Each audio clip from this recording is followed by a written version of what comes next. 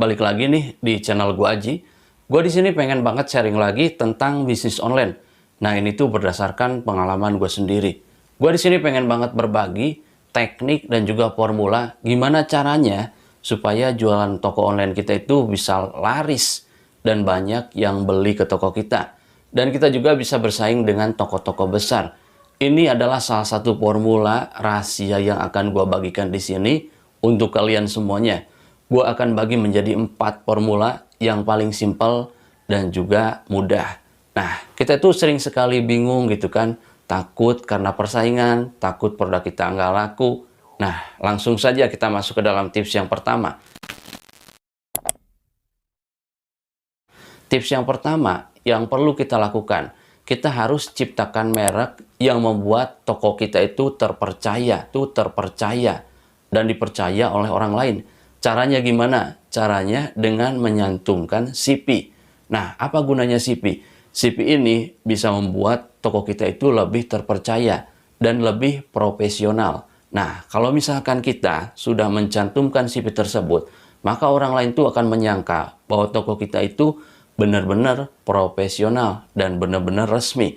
Ini terbukti sudah gua lakukan dan gua bisa mendapatkan omset yang besar. Yang awalnya penjualan gue itu cuma 20 pieces. Alhamdulillah sekarang sudah bisa mendapatkan 100 pieces. Itu adalah salah satu keuntungan yang gue dapatkan setelah gue mencantumkan CP di toko gue sendiri.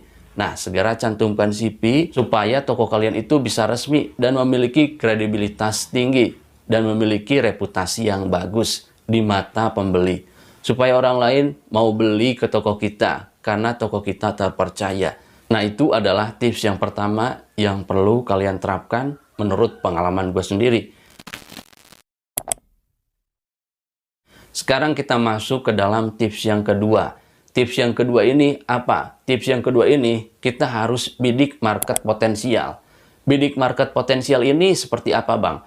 Bidik market potensial ini adalah gimana caranya supaya produk kita itu memberikan sebuah solusi dan produk kita itu dibutuhkan oleh orang lain. Misalkan contohnya yang paling sederhana, kita itu jualan pembersih muka. Nah, kita ingin sekali memberikan sebuah solusi kepada orang lain. Kita itu ingin menghilangkan jerawat orang lain dengan menjual yang namanya pembersih muka tersebut.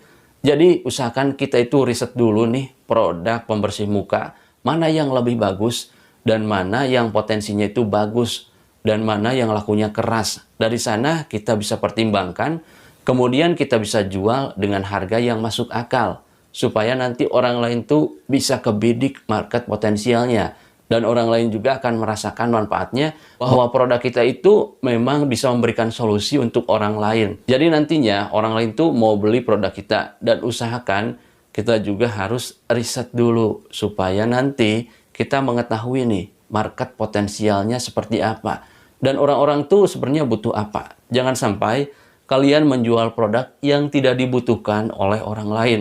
Itu akan bahaya sekali. Karena akan sulit untuk lakunya. Jadi bidik dulu market potensialnya. Apakah produk kita bisa memberikan solusi. Dan produk kita laku nggak di pasaran nih. Kalau misalkan kita jual harga segini misalkan. Itu adalah tips yang kedua. Bidik market potensialnya. Sekarang kita masuk ke dalam tips yang ketiga. Tips yang ketiga ini seperti apa, Bang? Tips yang ketiga ini yang perlu kita lakukan, kita harus menjual produk viral yang ngangenin. Nah, produk viral yang ngangenin ini seperti apa? Biasanya di dalam kolom pencarian itu banyak sekali produk-produk yang sedang viral. Kita jangan sampai berada di dalam zona nyaman terus-terusan. Karena itu yang akan membuat produk kita itu tersaingi dengan produk-produk baru. Makanya kita harus jual produk viral yang ngangenin. Contohnya seperti apa? Produk viral ini biasanya adalah produk-produk yang dibutuhkan oleh masyarakat atau kebutuhan masyarakat. Contohnya alat rumah tangga ataupun alat-alat bayi, popok yang seperti itu dibutuhkan banget untuk orang-orang yang mungkin pengen beli produk tersebut. Jadi jual produk viral tersebut, riset dulu nih mana yang lagi viral sekarang. Nah, contohnya kan sekarang tuh lagi rame banget lato-lato, lagi tren banget nih lato-lato. Kalau misalkan kategori produk kalian sesuai, ataupun kalian tuh menjual produk yang berhubungan dengan lato-lato, kalian bisa nanti ambil lato-lato tersebut, tapi ambil lato-lato yang murah, yang unik juga, supaya nanti orang lain tuh mau beli produk kita. Jadi usahakan kita menjual produk viral yang ngangenin, yang membuat orang-orang tuh mau balik lagi gitu ke toko kita, mau beli produk kita lagi. Nah, seperti kan popok, alat-alat rumah tangga tuh pasti dibutuhkan lagi. Nah, kalau misalkan kita memberikan pelayanan yang bagus kepada orang lain, otomatis produk viral tersebut tuh akan lebih mudah untuk bisa terjualnya. Dan orang lain tuh akan balik lagi, akan menjadi pelanggan kita. Kalau misalkan kita pelayanannya bagus, apalagi kalau misalkan kita menjual produk viral yang ngangenin. Itu adalah tips yang ketiga. Nah, setelah kita mengetahui tips yang pertama, yang kedua, yang ketiga, sekarang kita masuk nih ke dalam tips yang terakhir, yaitu tips yang keempat. Tips yang keempat ini apa? Tips yang keempat ini yang perlu kita lakukan, kita harus promosi. Tapi promosinya yang masuk akal. Jangan terburu-buru, kita harus banyak pengalaman dulu.